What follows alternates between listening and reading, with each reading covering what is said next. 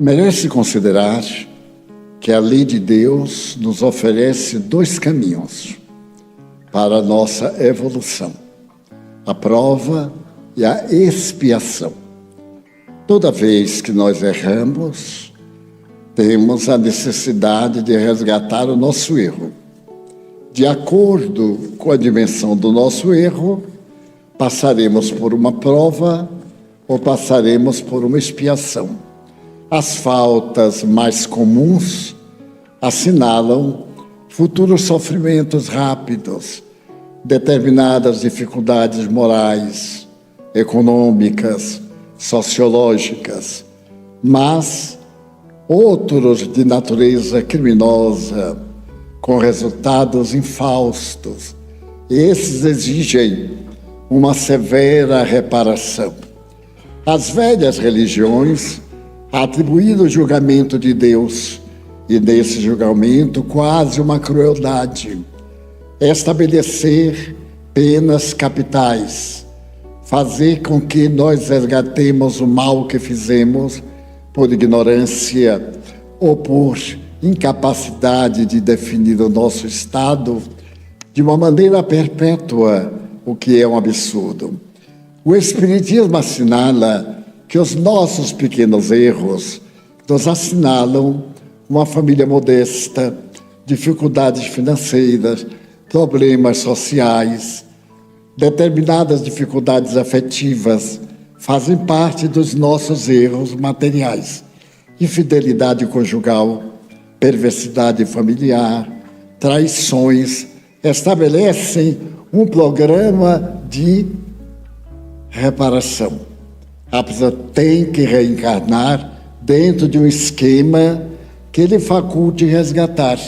Se, por exemplo, eu fui um filho rebelde, ou se cometi o aborto determinado pela consciência, eu reencarno com a incapacidade de procriar, ou ter, por exemplo, filhos deformados, que são aqueles espíritos que maltratei, impedindo que renascessem, ou filhos ingratos retornam sem afetividade do lar, sem vínculos.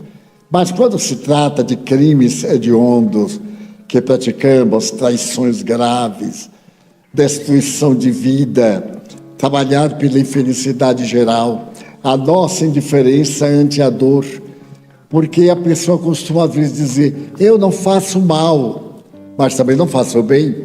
É uma vida inútil. A nossa vida deve ser útil.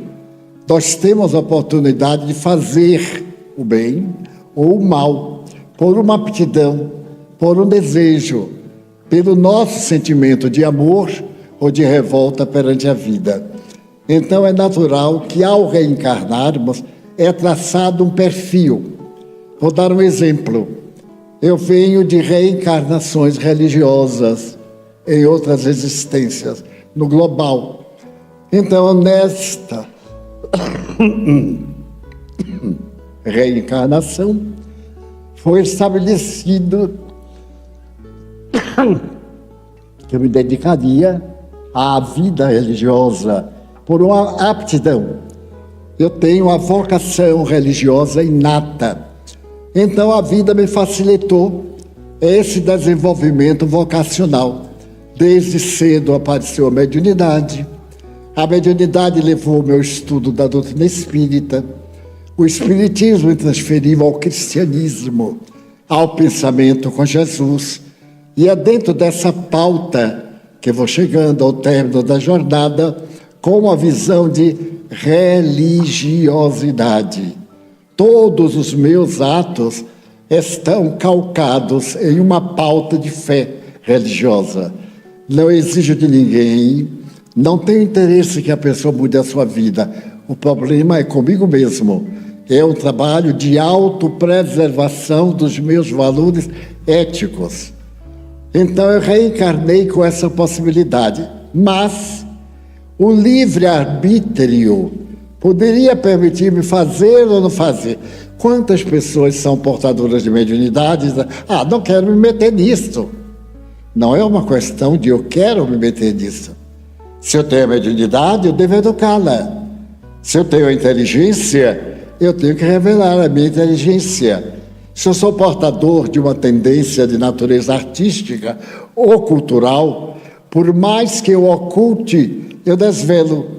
Nós notamos logo uma pessoa inteligente quando começa a conversar, até pela postura.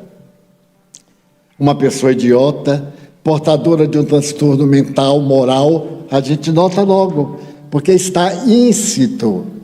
Então, nós reencarnamos com uma pauta, determinados sucessos, determinados insucessos, encontros com aqueles que magoamos, com aqueles que nos fizeram grande bem, afetos e desafetos, simpatias e antipatias, mas o nosso livre-arbítrio é que vai definir a nossa vida.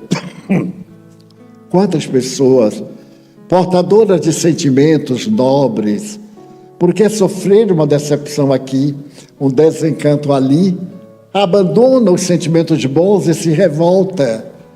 É que essa revolta é o resultado das paixões. A pessoa tem a tarefa, mas tem muitas paixões inferiores. E essas paixões inferiores sobrepõem-se aos valores que a criatura tem e que são postos a serviço do bem. Então, todos nós renascemos com um programa, mas o programa não vai ser cumprido ipsis verbis.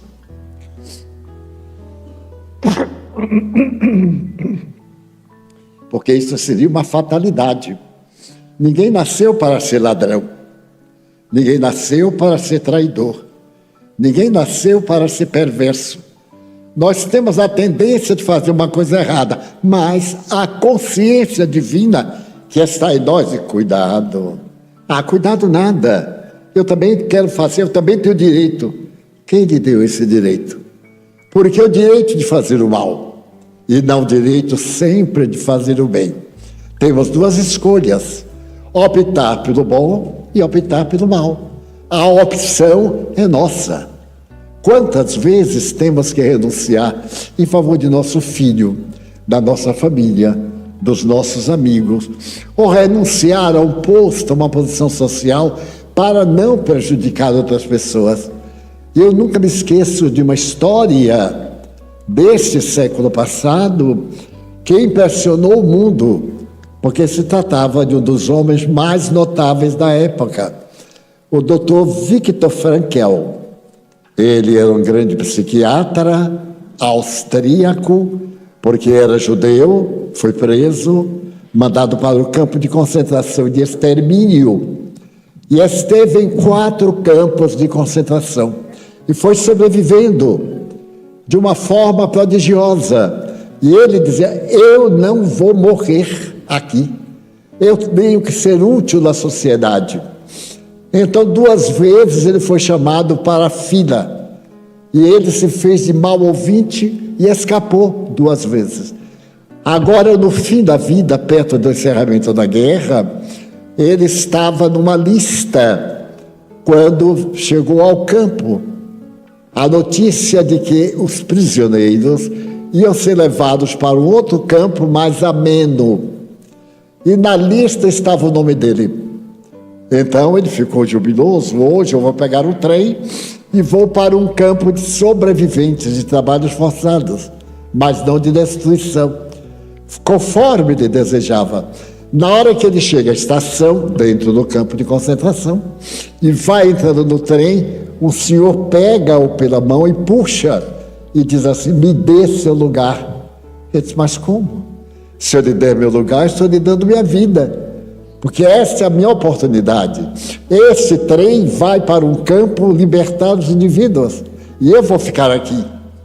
O homem disse: eu sei, mas você é jovem, Deus ainda vai lhe dar oportunidade. Eu já sou velho, eu sou polonês, e tenho a certeza que a minha família ainda se encontra em Varsóvia. Eu queria ir para Varsóvia. Você é de Viena, você é de língua alemã, tem mais concessão. Deixe-me ir do seu lugar. Ele disse: de jeito nenhum. Como é que eu vou lhe dar meu lugar, minha vida? Então ele olhou para o homem e disse: bom, vá no meu lugar. O homem entrou no trem. Deu adeus. O trem partiu. E ele ficou conjecturando: perdi a minha vida. Na próxima chamada, eu irei para a câmara de gás. Mas que se deu? Aquele trem, os nazistas colocaram para diminuir a população do campo de concentração. O trem foi direto para um campo pior, a cerca de 2 léguas, em que todos foram diretos para a câmara de gás. Todos. Ele escapou porque deu o seu lugar ao outro. Aí está o livre-arbítrio. Ele podia dizer de jeito nenhum: eu fui sorteado. Quantas vezes nós discutimos por ninharias, coisas insignificantes, queremos impor, quem manda aqui sou eu, manda nada. Daí a pouco tem uma paradinha cardíaca, acabou-se. Cadê a valentia? Do que adianta? Adolf Hitler criou um partido nazista que ia governar o mundo 1000 anos. Foi em 1935. Em 1946, terminou a guerra, ele se matou. O partido que ia dominar o mundo por 1000 anos não demorou 15. Então tudo é muito relativo na Terra. E a única solução é o amor. São a generosidade, a compaixão, a mansuetude. Perca hoje para ganhar amanhã. Todos aqueles que ganham hoje, que estão no trono, olhem as fotografias das pessoas mais belas do mundo do cinema, quando tinham 30 anos e hoje com 70. Aquelas verdadeiras bruxas, coisas horrorosas. Eu que sou dos anos passados, conheci, por exemplo, Brigitte Bardot, a mulher mais linda do mundo. Agora eu não tenho coragem de olhar para a fotografia dela. E ela teve a felicidade de viver. E aqueles que tiveram mortes terríveis,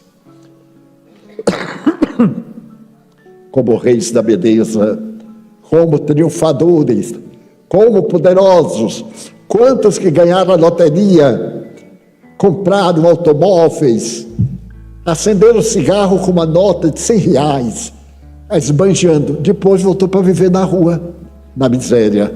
Então, o nosso livre-arbítrio obedece a determinadas injunções. Agora, é fatal a data da nossa morte. Essa é fatal. Ninguém sabe. Este ano vai morrer uma pessoa muito importante, mas me dá vontade de dar umas bofetadas. Porque no mundo, com 8 bilhões de pessoas, não morrer ninguém importante é uma tragédia, quer dizer que só tem gente ruim. E então, é capaz de morrer um político muito importante. Se Deus levasse metade, até que fazia uma caridade muito boa. Então, nós temos a nossa vida traçada. Poderemos melhorá-la ou poderemos piorá-la.